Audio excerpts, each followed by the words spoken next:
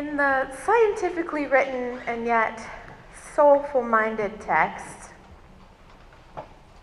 Recovering the Soul, a Scientific and Spiritual Search, author Larry Dossey takes on the challenge of connecting science and the soul.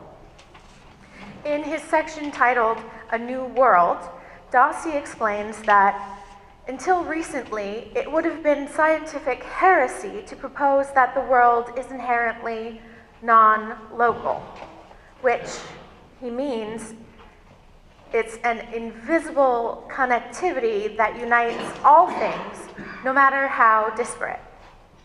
Yet much evidence suggests that the universe must be understood in a new way, a way that defies the strictly local features of realists that have dominated physics since Newton.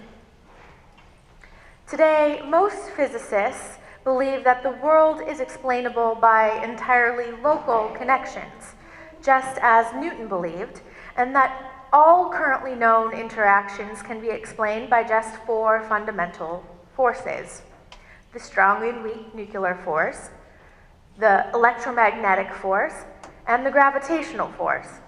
All these forces behave as if they are mediated by fields which have been shown to have no clear distinctions from the particles themselves.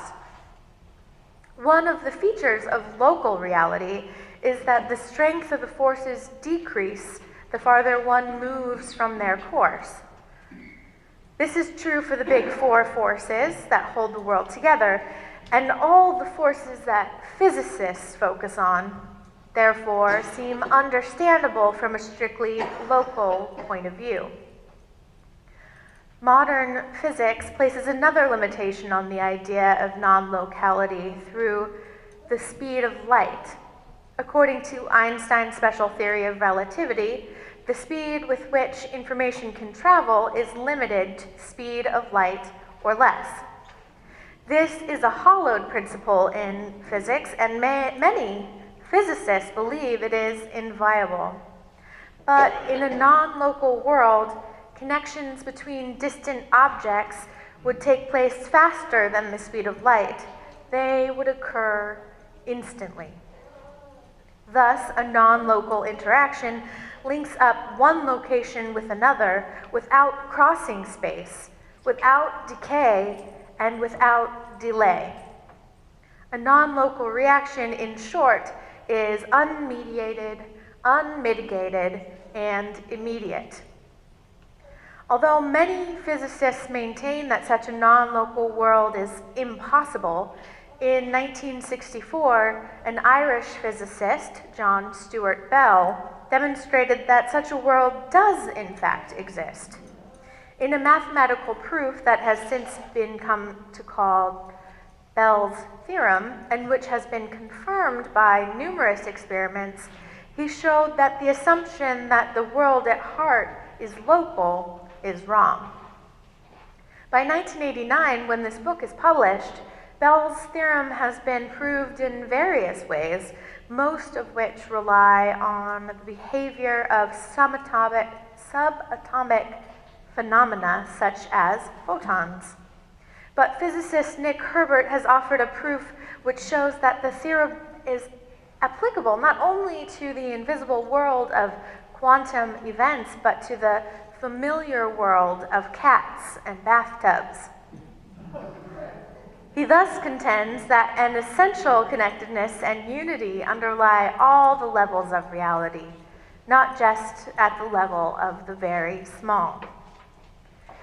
There have been numerous experiments that have shown the existence of non-local communication between humans and animals, demonstrating the connectedness of all things, yet it has not been possible to show that meaningful messages can be transmitted non-locally between separate entities, such as two widely spread computers.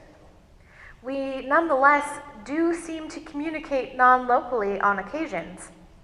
The fact is, there are many types of non-local human communication. The effects of prayer and psychic healing seem to be an example of this type of communication. Physicist Freeman Dyson has even speculated that we may be one with God. God is what mind becomes when it passes beyond the scale of comprehension. God may be considered to be either a world soul or a collection of world souls. We are the chief inlets of God on this planet at the present stage in its development. We need to explore the spiritual implications of the modern physical view. We can see that the actual sense of connectedness or oneness or unity has erupted spectacularly in the spiritual lives of humans throughout recorded history, and it continues to do so.